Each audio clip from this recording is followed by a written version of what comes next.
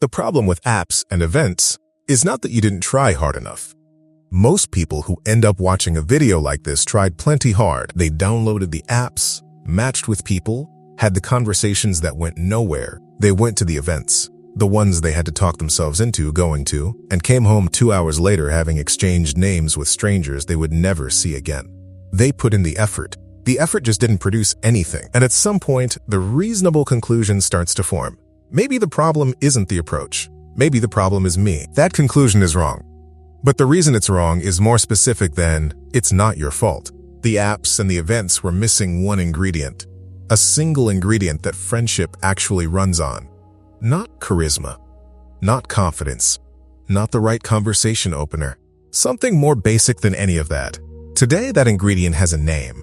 And once you understand what it is, the 5 approaches in this video will make sense in a way that the advice you've been given before never quite did. Here is the most important thing research on adult friendship has found, and also the thing almost no one tells you. Friendship is not built by a single moment of connection. It is built by time, accumulated, repeated, unforced time in the same general orbit as another person.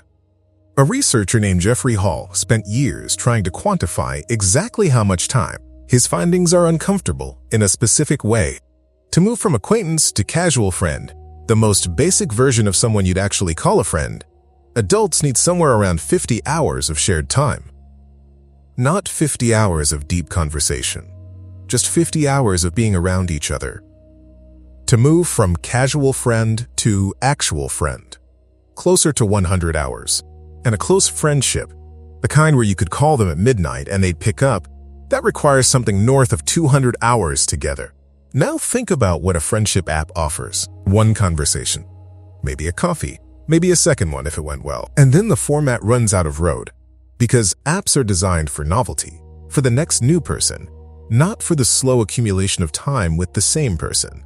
Think about what a one-time event offers. 2 hours in a room.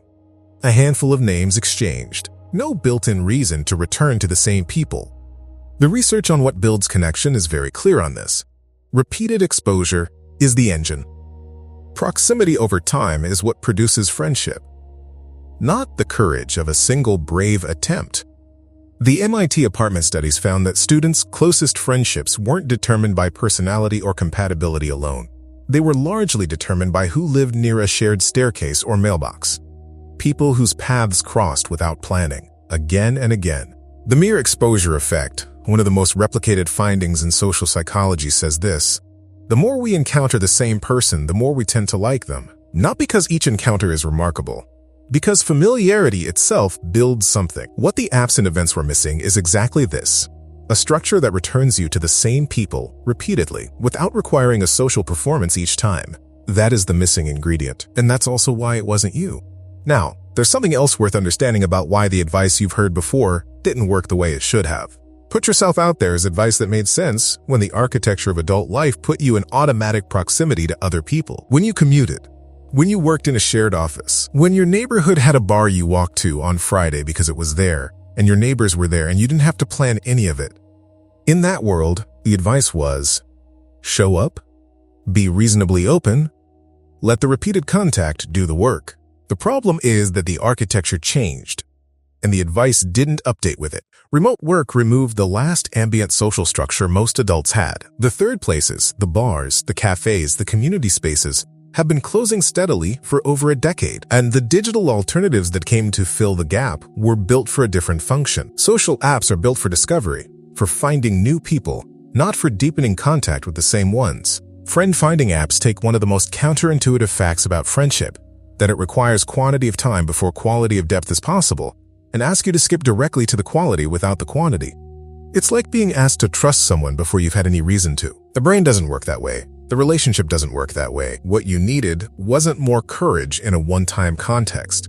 You needed a recurring context, one that would deliver the accumulated time automatically without requiring you to perform at full social capacity every single time. That's what the 5 approaches in this video are actually designed to do. Not 5 new things to try and hope for the best. 5 specific ways to engineer the missing ingredient, repeated, unforced exposure, into your actual life. The first approach: recurring context, not recurring effort. The most durable friendships form not because two people decided to be friends, but because they kept ending up in the same place. The question to ask isn't, where can I meet people?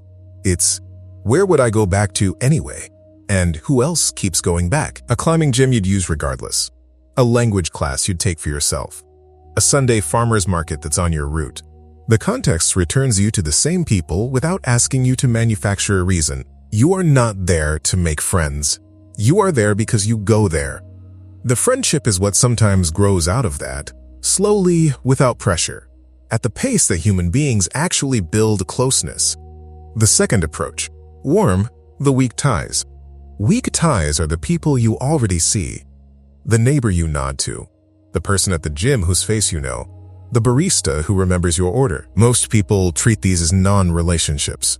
Background people. They are not. Research on social networks consistently shows that weak ties are the connective tissue of a social world.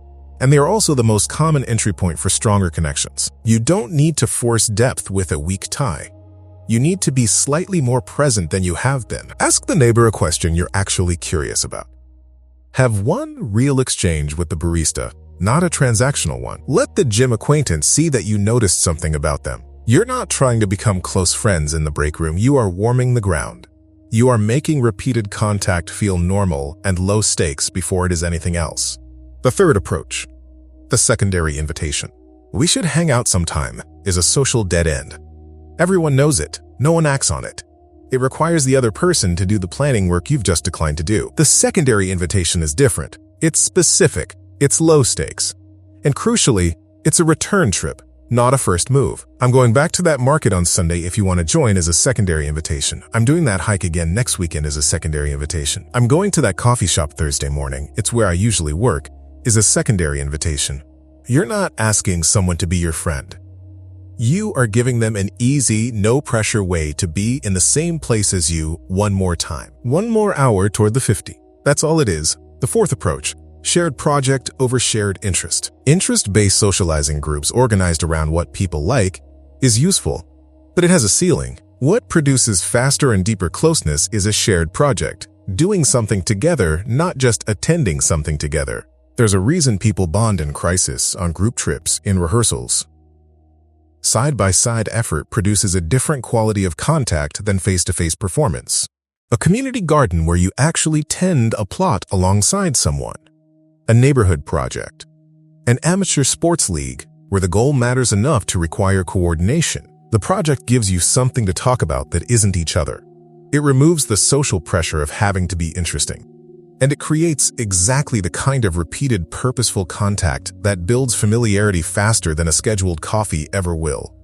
The fifth approach, the long recontact. There are people in your life who already passed the 50-hour threshold, college friends who drifted, former colleagues who were genuinely good people, people from a chapter of your life that closed without anyone deciding it should. The gap between you and them is not a failure. Friendships go dormant. Adults get pulled into their lives. It happens to almost everyone. What research on dormant social ties consistently shows is that reactivating them costs a fraction of what building from zero does, because the foundation is already there. They already know you, you already have shared history. The accumulated hours already exist. A short, ordinary message. Not a performance, not an explanation of the gap. Just, I've been thinking about you.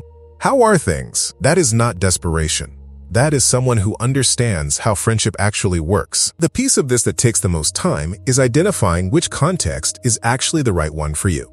The recurring environment that fits who you are, not who you think you should be. That's what the resource in the description is built for. It's a workbook that walks through exactly how to find and create the specific type of community that fits your actual life. Not a generic social prescription, but a framework built around your particular circumstances. The link is in the description and in the pinned comment if you want to go deeper on that piece specifically.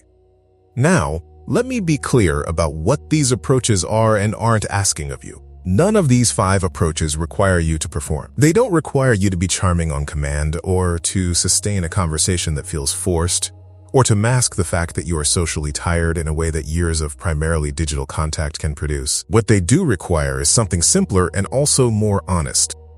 Showing up more than once. That's the actual ask.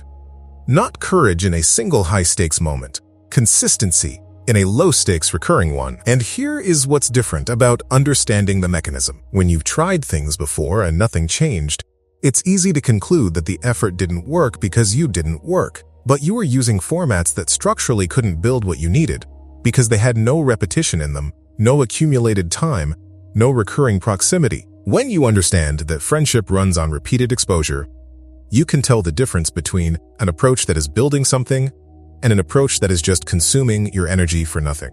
You know what to look for now. You know what question to ask of any new context. Does this return me to the same people more than once without requiring a performance each time? If yes, that context has the ingredient. Stay, go back, let the hours accumulate. If no, that's not a failure of your personality. That's a format problem. Find a different context. There is one person who came to mind somewhere in the last 20 minutes. Maybe an old friend whose thread you haven't opened in months. Maybe the neighbor you've nodded at a dozen times. Maybe someone from a context you left before giving the hours a chance to compound. You don't need a plan.